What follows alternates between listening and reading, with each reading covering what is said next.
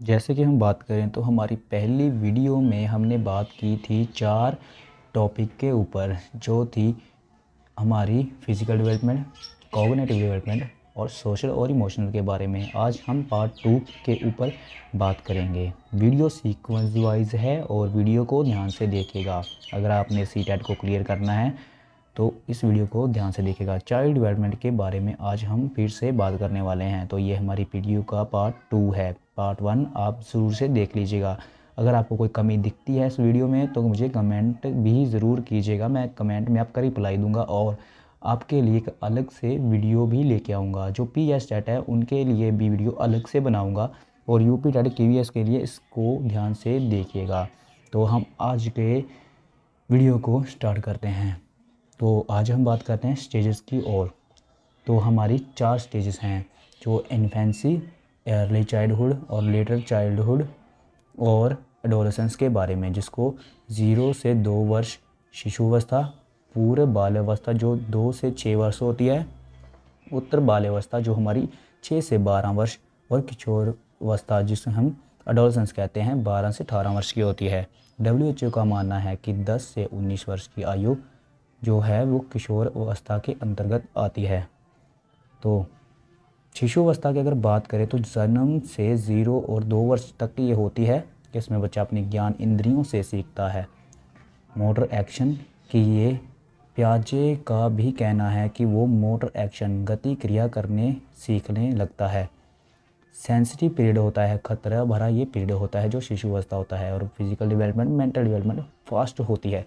पूर्व बाल्यावस्था की बात करें तो 6 से यानी कि 2 से 6 वर्ष तक होता है टॉय एज, खिलौना आयु, प्ले एज। यहाँ पर बच्चे ज़्यादातर खेलते हैं। ये किसने कहा है? एरिक्सन ने। याद रखिएगा, एरिक्सन ने कहा है कि 2 से 6 वर्ष की आयु जो होती है वो टॉय एज होती है और फास्ट लैंग्वेज डेवलपमेंट होता है। भाषा का विकास बहुत तेज़ी से होता है। और ये इम्पोर्टेंट कुछ बातें जो कि यहाँ पर लिखी गई हैं कि 9 महीना 10 दिन और 280 दिन 40 सप्ताह का ये होता है। क्या होता है? शिशु अवस्था के पहले एक अवस्था होती है जिसे पेरेंटल स्टेज, पूर्व अवस्था कहते हैं। मतलब कि ये खतरनाक स्टेज होती है जिसमें बच्चा जो है कि माँ के गर्भ में होता है। तो एक बात आप याद रखना कि उसकी जो डेवलपमेंट, सीखने की प्रक्रिया है, उसकी माँ के गर्भ से ही उसकी स्टार्ट हो जाती है। आगे जब हम बात करते हैं उत्तर बाल्यावस्था की, लेटर चाइल्डहुड, तो ये जो होती है एज होती है वो 6 से 12 वर्ष तक होती है। यहाँ पर टोली अवस्था, गैंग एज होती है, बच्चे ग्रुप बनाकर खेलते हैं। गेम स्पोर्ट्स एज होती है, यहाँ पर बच्चे गेम्स में भाग लेते हैं और खेलते हैं। एलिमेंट्री स्कूल एज होती हैं, यहाँ पर बच्चे स्कूल जाने लगते हैं, जो कि 5वीं कक्षा या फिर 6वीं कक्षा तक होती है। लॉन्ग टर्म फ्रेंडशिप एज, ज़्यादातर बच्चे क्या करते हैं, अगर किसी को मिलते हैं तो वो उसे ज़्यादा देर तक याद नहीं रखते। लेकिन इस एज में, जिसे लेटर चाइल्डहुड कहा जाता है, बच्चे लॉन्ग टर्म फ्रेंडशिप करते हैं, अपने फ्रेंड को कभी नहीं भूलते, पक्की फ्रेंडशिप कर लेते हैं। फिजिकल डेवलपमेंट स्लो होता है। और मेन बात करें तो यहाँ पर इस पीरियड को जो हमारे प्याजे हैं वो कहते हैं कॉन्क्रीट ऑपरेशनल। याद रखना, ये दोनों एक ही जैसे हैं लेकिन अलग अलग हैं। और यहाँ पर बात करने की आती है तो हमारा मोटर डेवलपमेंट फास्ट होता है और फिजिकल डेवलपमेंट स्लो होता है। एडोलेसेंस की बात करें, एडोलेसेंस जो ट्रेडिशनल पीरियड होता है, यहाँ पर ये इसको गोल्डन पीरियड भी कहा गया है। क्यों कहा गया है? यहाँ पर तनाव और तूफान की अवस्था है ये। वो कैसे? लीडरशिप स्किल्स आ जाती हैं, क्योंकि बच्चे में बच्चा अपने आप को लीडर मानने लगता है, सभी बच्चों को अपना ऑर्डर देने लगता है, क्योंकि वो मानता है कि वो एक सबको हैंडल कर सकता है। आइडेंटिटी क्राइसिस क्या होते हैं? वो होते हैं कि बच्चा ढूंढने लग जाता है, मैं कौन हूँ, मैं क्या हूँ और मैं क्या करना चाहता हूँ। ये भी बात किसने कही है? वो एरिक्सन ने कही है। याद रखना, ये जो बातें हैं ना, जो प्याजे ने कही हैं, जो एरिक्सन ने कही हैं, ये याद रखने के लिए ज़रूरी हैं। क्योंकि अगर आपको पेपर में पूछा जाए तो कि आइडेंटिटी क्राइसिस क्या है, ये किसने कहा है, तो आप कहेंगे ये एरिक्सन ने कहा है। इसे ब्रिज पीरियड भी कहते हैं। आगे हम ब्रिज पीरियड के बारे में समझेंगे। जो अडोलेसेंट होती है, जो ईगोसेंट्रम होती है, उसके बारे में भी हम आगे किसी एक टॉपिक पे बात करेंगे, क्योंकि ईगो सेंटम जो होती है, बच्चा अपने आप को दूसरे बच्चों का लीडर समझता है। वो एक ऐसा हो जाता है कि अगर मैं जो महसूस करता हूँ वो भी दूसरा भी वही महसूस करे या कर रहा है, ये समझता है। तो हमने बात कर ली शिशु अवस्था पे, उत्तर बाल्यावस्था पे और किशोर अवस्था पे। तो आगे हम आ चुके हैं ब्रिज। ब्रिज को आप ध्यान से देखिएगा, चाइल्डहुड और अडल्टहुड के बीच में एडोलेसेंस आता है। तो इसको आपको ध्यान से देखना है, क्योंकि चाइल्डहुड हमारी स्टार्ट होती है, अडल्टहुड तक एडोलेसेंस इसके बीच में आता है। तो नेचर और नर्चर की बात करें तो ये क्या होते हैं, ध्यान से सुनिएगा। हेरिडिटी और एनवायरनमेंट के बारे में।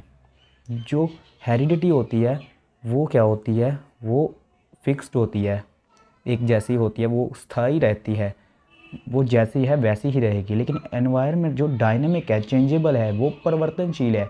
एनवायरनमेंट चेंज होता रहता है, कभी अच्छा हो जाता है, कभी बुरा भी हो सकता है, या चेंज होता रहता है उसका।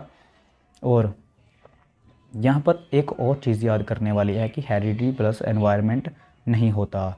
जो हेरिडिटी मल्टीप्लाई एनवायरनमेंट होते हैं, अर्थात आनुवंशिकता और वातावरण विकास के बराबर के इकदर होते हैं। तो ये बात ध्यान से देख लेने वाली है, क्योंकि हर एक चीज़ जब एग्ज़ामिनर जो आपको CTET या PSTET या KVS में आपको क्वेश्चन पूछते हैं तो वो घुमा के ही पूछते हैं। मान लीजिए वो ये पूछ लेते हैं कि हेरिडिटी चेंजेबल है या स्थाई।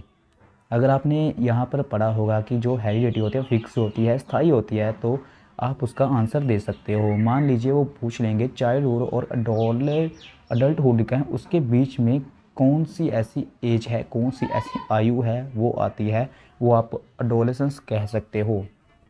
दो तरह के चार्ट बनाए गए हैं। एक तो अगर बात करें, प्याजे जी ने कहा है जो हमारा ऑपरेशनल है, प्री ऑपरेशनल है, सेंसरी मोटर वगैरह वगैरह जो है उसको याद कर लेना। और उसके अलावा भी ये इन्फेंसी, एक की स्टार्टिंग में इन्फेंसी होती है, एक की स्टार्टिंग में जो होती है वो सेंसरी मोटर होती है, जो हमारे ज्ञान इंद्रियों से सीखता है। लेकिन वो प्याजे जी ने कहा है, ठीक है, इसे ध्यान से याद। आगे हम बात करेंगे प्याजे की थ्योरियों पे, और भी ऐसी बातें हैं जो आपको नहीं पता होनी चाहिए। तो अब प्रिंसिपल ऑफ डायरेक्शन की बात करें। डायरेक्शन की बात की, ये यहाँ पर पूछते हैं कि जो विकास है वो किस डायरेक्शन में होता है। तो ये क्या है, ये जैसे कि डायरेक्शन आपको देख सकते हैं कि सेफल कॉर्डल लंबवत जो होता है विकास। ऐसे क्वेश्चन मैंने एक बार नहीं कई बार देखा है, और CTET में देखा है, PSTET में भी देखा है, KVS में भी शायद होगा, क्योंकि ये रिपीट आते हैं। इसका मतलब क्या होता है कि जो हमारा विकास होता है वो सर से पैरों तक या पैरों से सर तक होता है, टो से सिर तक, टो से हेड तक होता है। और प्रोक्सीमेंटली नियर टू फॉर का मतलब होता है केंद्र से बाहर तक। जो विकास होता है वो केंद्र से बाहर तक होता है, यानी कि पूरा। और इसके बाद यहाँ पर आप देख सकते हैं इंडिविजुअल डिफरेंस, उसका मतलब क्या होता है। चलो उदाहरण से हम यहाँ पर समझते हैं। उदाहरण लिखी गई है कि दो बंदर भी एक जैसे नहीं दिखते, उनमें कोई ना कोई फ़र्क या डिफरेंस होगा, उनमें किसी ना किसी तरह की विभिन्नताएं अवश्य पाई जाती होंगी। अगर एक ज़्यादा खाता है तो एक कम खाता होगा, ऐसा हम आपको कह सकते हैं।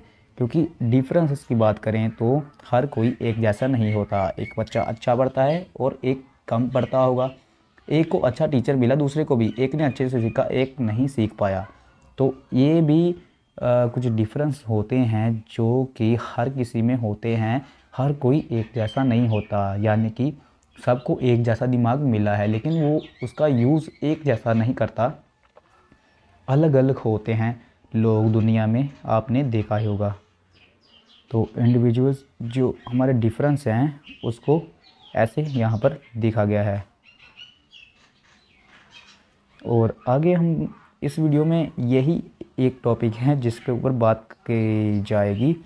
और बात करें तो हमारे पास पूरा PDF पड़ा है, लेकिन क्या है ना, आप वीडियो देख सकते हो, ये हिमांशी सिंह जी के नोट्स हैं। और अगर बात करें तो ये आप रीड करते हो, अगर आपको अच्छे से नहीं समझ लगती तो हमारी वीडियो को आप ध्यान से देख सकते हैं। हम इसीलिए तो वीडियो बना रहे हैं कि आपका CTET क्लियर हो, और जो क्रेडिट है वो कृपया हमें भी दीजिएगा, क्योंकि हमने भी कहीं ना कहीं आपको तैयारी करवाने में थोड़ी सी तो मेहनत की है। तो वीडियो अच्छी लगी तो लाइक ज़रूर कीजिएगा।